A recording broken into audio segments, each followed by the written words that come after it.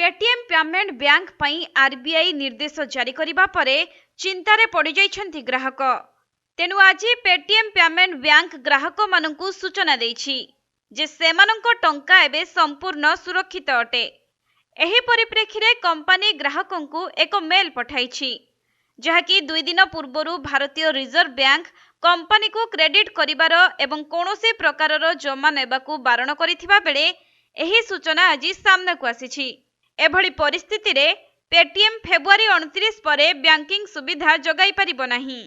आउ ग्राहक मानंकु पठाइथिबा मेल रे कंपनी कहिछि जे आरबीआई रो निर्देश सेमानंको विद्यमान बैलेंस उपरे कोनोसी प्रभाव पकाइबो नाही।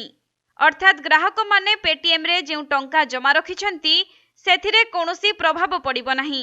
ग्राहकंकर समस्त टंका सुरक्षित अटे। एथि सहित मेल रे ग्राहक मानंकु सूचना दिया जाइछि जे सेमाने फेब्रुआरी 29 परे सेमानंक अकाउंट बा वालेट रे कोनोसी टंका जमा करि परिबे नाही। एथि सहित 2024 फेब्रुआरी 29 परे मध्य आपणकर विद्यमान अकाउंट रु टंका उठाइबारे कोनोसी प्रतिबंधक रहिबो नाही। अर्थात फेब्रुआरी 29 परे मध्य ग्राहक माने पेटीएम रु टंका उठाई परिबे। सूचनायोग्य जे पूर्वरु 2022 मार्च 11 तारिख रे आरबीआई पेटीएम को नोटिस जारी करिथिला जेउथिरे कुहा जायथिला जे तुमरो पेमेंट बैंक नुआ ग्राहक जोड़ी परिबो नाही। पेमेंट बैंक रो एक आईटी टीम द्वारा आरबीआई मध्य ऑडिट मागिथिला।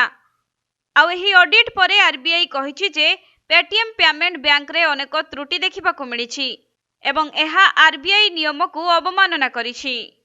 सेथिपई वर्तमान पेटीएम पेमेंट बैंक पई आरबीआई निर्देश जारी करिछि।